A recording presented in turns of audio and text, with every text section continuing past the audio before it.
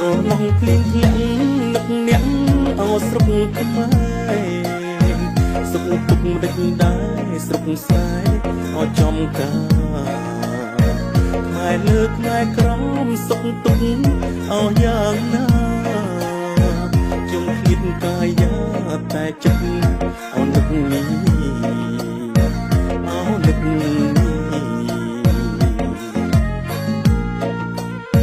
ខ្មែរក្រមឆោមស្រងស្រណងមិនលែងទេច្រើនឆ្នាំច្រើនខែដែលយើងព្រាត់ពីគ្នាតនពឹងមើលផ្លូវទាំងទ្រូងអោក្រមគ្រាចង់ជួបជុំគ្នាបងប្អូនឲ្យយើងវិញឲ្យយើងវិញសុរិនខ្មែរ